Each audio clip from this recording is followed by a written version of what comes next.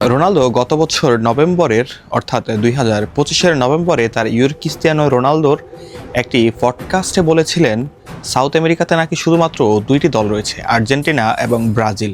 এর পূর্বেও এমন কথা তিনি বলেছিলেন ফ্রেঞ্চ লিগ নিয়ে, যেখানে তিনি বলেছিলেন ওই লিগে নাকি একটা মাত্রই দল রয়েছে যারা প্রতিদ্বন্দ্বিতাপূর্ণ ফুটবল খেলতে পারে, আর সেটা পিএসজি। তার ওই পডকাস্টের পরে তার এই বক্তব্যকে ডিফেন্ড করার জন্য তার ভক্তরা বা ভাড়াটিয়া ভক্ত বা যেটাই বলেন না কেন, ভক্তরা বলতে শোনা যাচ্ছিল এরকম যে ক্রিস্টিয়ানো রোনালদোর পর্তুগাল যদি সাউথ আমেরিকান এই কন্টিনেন্টালে খেলতো তাহলে তারা নাকি প্রত্যেক বছরই আসলে কোপা আমেরিকা জিততো।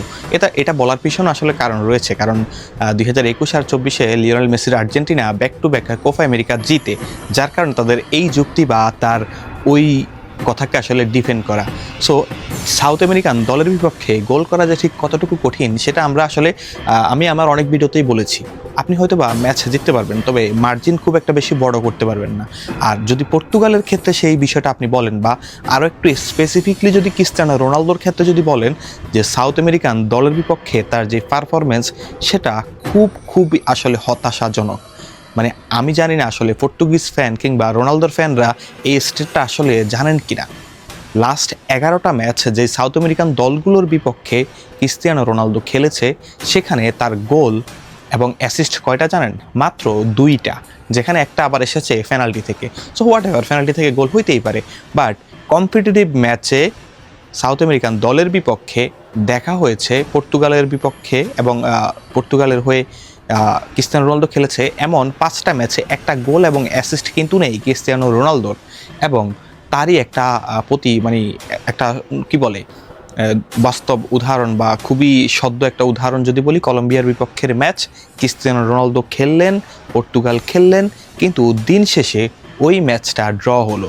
শুধু ড্রই হয় না, যদি ওভারঅল আপনি ম্যাচটার দিকে চিন্তা করেন বা দেখেন সব কিছু, তাহলে সংখ্যা আসলে বলছে পর্তুগালের উপরে কলম্বিয়া কিন্তু এক প্রকার ডোমিনেট করেই খেলেছে। যে আপনি যে স্টেটটা দেখছেন আসলে, লিওনেল মেসিকে যে আপনারা অনেক সময় বলেন লিওনেল মেসি আসলে দুর্বল দলের বিপক্ষে গোল করেন, কিন্তু আপনি কি জানেন লিওনেল মেসির গোল কন্ট্রিবিউশন কত যে ইউরোপিয়ান দলগুলোর বিপক্ষে? ইউরোপিয়ান দলগুলোর বিপক্ষে লিওনেল মেসি এখনও পর্যন্ত 40টা ম্যাচ খেলেছে, যেখানে তার গোল কন্ট্রিবিউশন 41। আপনি বুঝতে পারতেছেন লিওনেল মেসি এমন একটা কন্টিনেন্টালে খেলে, তার এই জায়গাগুলোতে দেখা হয় হয়তো বা ফ্রেন্ডলি ম্যাচে কিংবা কোন একটা কম্পিটিশনে, সেই জায়গাতে তিনি 40টা ম্যাচে 41টা গোল কন্ট্রিবিউশন। কিন্তু রোনালদো যদি আসলেই ওই কন্টিনেন্টাল অর্থাৎ সাউথ আমেরিকান এই জোনে খেলতো, তাহলে কি তিনি এত গোল আসলে করতে পারতো? কারণ সাউথ আমেরিকান ফুটবলে যে ফিজিক্যাল ব্যাটেল হয় সেটা ওই ইউরোপিয়ান ফুটবলে আসলে দেখা যায় না। আর রোনালদো এই যে ইউরোপের যেই সাইডটাতে খেলে সেই সাইডটার দলগুলো আমরাও জানি তারা কারা। এস্তোনিয়া, লাক্সেমবার্গ কিংবা লিথুনিয়ার দলগুলোর বিপক্ষে যার ভরি ভরি গোল রয়েছে, সেই দলগুলোর বিপক্ষে লিওনেল মেসি এবং আর্জেন্টিনা খেললে যে কী হতো তার প্রমাণ তো আমরা দেখেছি। এস্তোনিয়ার বিপক্ষে লিওনেল মেসির একমাত্র ম্যাচ, আর সেই ম্যাচে একাই 5 গোল দিলেন লিওনেল মেসি। কিংবা এই কুরাসাওরে যে আপনারা বিশ্বকাপে চিনছেন, কিংবা তার আগে যে এই দলটার সাথে লিওনেল মেসির আর্জেন্টিনা যখন ফ্রেন্ডলি ম্যাচ খেলেছিল, তখন বলছিলেন নতুন নতুন দলকে নাকি আর্জেন্টিনা পরিচয় করিয়ে দিচ্ছে। সেই দলটাকে আর্জেন্টিনা সেবার 7 গোল দিয়েছিল। অথচ এই সব দলের বিপক্ষে খেলেই আজ রোনালদো গড ডিবিটে এগিয়ে আছে। আর এই সকল দলের বিপক্ষে খেলেই পর্তুগাল এখনো পর্যন্ত টিকে আছে।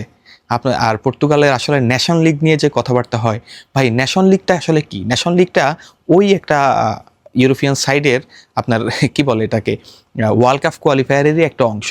সো ওই জায়গাতে এটাকে একটা ট্রফিতে রূপ দেওয়া হয়েছে। তা আপনি চিন্তা করুন, ওই জায়গাতে ওই দলগুলোর বিপক্ষে গোল রেশিও আর সাউথ আমেরিকান দলগুলোর বিপক্ষে গোল রেশিও কি সমান? সো এই জায়গাতে আপনি চিন্তা করেন, যদি ক্রিস্টিয়ানো রোনালদোর জায়গায় মেসি খেলতো, তাহলে মেসির গোল কোথায় থাকতো আর আর্জেন্টিনা কোথায় থাকতো? আসলে আমি কম্প্যারিজনে যাইতেই চাই না।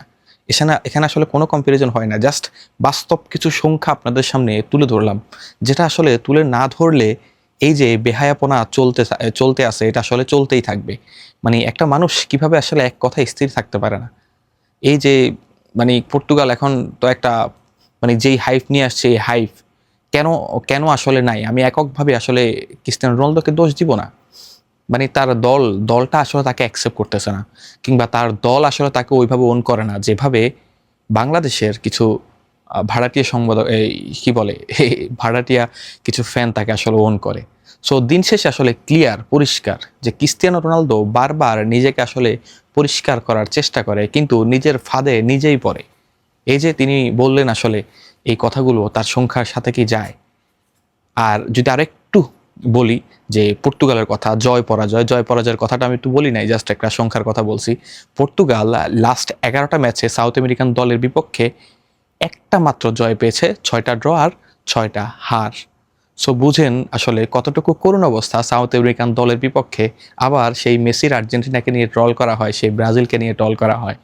তারা নাকি শুধুমাত্র 2টা দল সেখানে আধিপত্য করে যায়, তারা নাকি ন্যাশন লিগে খেললে হারিয়ে যেত। আর এই হচ্ছে তাদের হারিয়ে যাওয়ার নমুনা। কে আসলে হারিয়ে গিয়েছে কমেন্ট বক্সে জানিয়ে দেন।